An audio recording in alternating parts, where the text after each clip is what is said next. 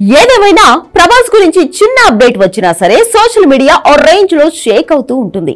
Prabhas fans తో పాటుగా normal audience లో కూడా రెబల్ స్టార్ కు ఉన్న క్రేజ్ చూసి అభిమానులు కూడా షాక్ అవుతూ ఉంటారు.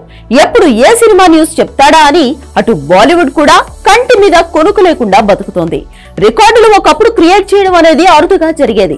ఇప్పుడు ప్రభాస్ దెబ్బకు రికార్డులు కామన్ అయిపోయాయి. ప్రభాస్ సినిమా రేంజ్ లో హిట్ కాకపోయినా పర్వాలేదు, కానీ ఆ వసూళ్లలో సగం వచ్చినా సరే అద్దరిపోయే లాభాలు వస్తాయని ఇతర స్టార్ హీరోలు కూడా ఫీల్ అయ్యే పరిస్థితి ఉంది.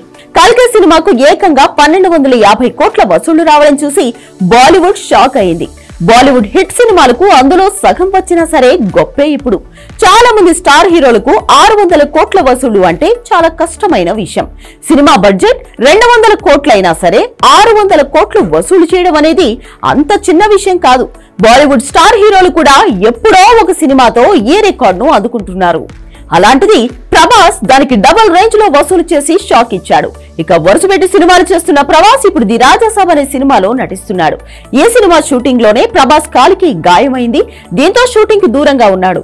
ఇక 2025లో ఈ సినిమాను రిలీజ్ చేయడానికి రెడీ అయ్యాడు. ఇదే సినిమాతో పాటుగా హను రాఘోపతి డైరెక్షన్ లో ఒక పీరియాడిక్ లవ్ స్టోరీని కూడా కంప్లీట్ చేస్తున్నారు. ఈ సినిమాకు ఫౌజీ అనే టైటిల్ దాదాపుగా ఖరారైపోయినట్లే తెలుస్తోంది. ఇక ఈ సినిమా షూటింగ్ లో జనవరి 4 నుంచి జాయిన్ అవుతున్నట్లు టాక్ వస్తోంది.